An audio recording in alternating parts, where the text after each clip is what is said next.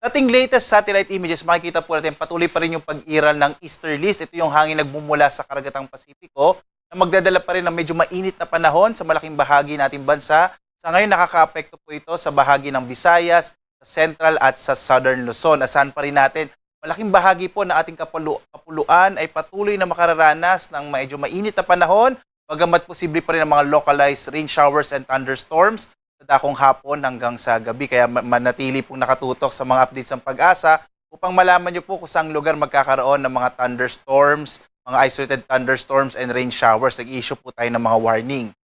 Samantala naman, yung minomonitor po natin na low pressure area ay naging isang bagyo na kaninang alas 2 ng madaling araw.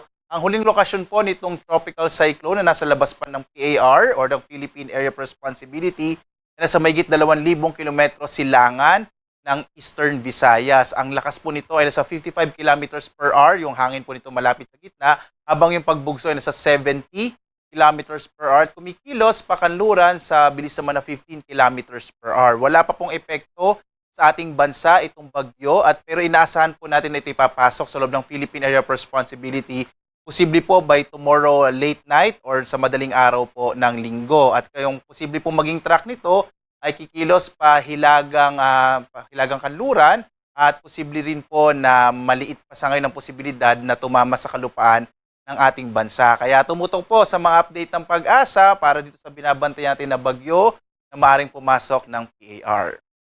Narito naman yung ating inasa magiging lagay ng panahon sa mga susunod na araw. Makikita po natin, posible nga pong pumasok ng PAR or ng Philippine Area of Responsibility itong bagyo na nasa labas ng PAR. At dahil po doon, yung mga kaulapan na dala nito ay maaaring magdala ng mga kalat-kalat na mga pag-ulan sa bahagi ng Mindanao at Visayas bandang this weekend, lalo na po bandang linggo.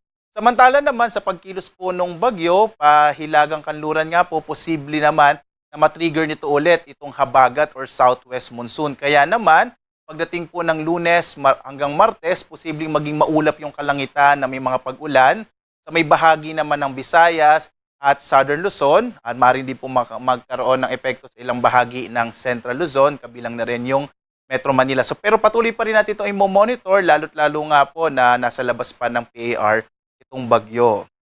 Itong latest naman po na track ng bagyo, narito po siya.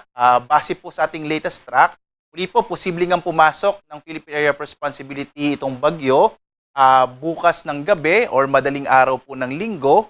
At kapag pumasok ito ng Philippine Area of Responsibility, tatawagin natin ito sa local name na Francisco. Pang-anim na bagyo na po ito ngayong taong 2026. At dahil nga nasa karagatan pa rin, posible po na patuloy itong lumakas at maging isang typhoon category. Pag sinabi po nating typhoon category, kung tatama ito sa lupa, aabot na hanggang signal number 4 yung lakas niya. So yun po ibig sabihin kapag typhoon category yung bagyo. Base naman sa ating track, makikita nyo po itong ating cone of confidence, ay posible po kung lalapit pa yung bagyo, maaring maapektuhan nito, yung mga kaulapan or yung mga hangin nito, yung bahagi ng extreme northern Luzon. So sa ngayon, hindi inaalis yung posibilidad, bagamat maliit nga yung chance po na tumama ito sa lupa, maaari pa rin tayo magtaas ng tropical cyclone wind signal sa may bahagi po ng extreme northern Luzon or ng northern Luzon kapag dumikit po itong bagyo dito sa sa hilagang bahagi ng ating bansa. But again, malayo pa po kasi yung bagyo, kaya posible pa rin magbago itong track na ating nakikita sa ngayon. Kaya patuloy pong tumutok sa update ng Pag-asa.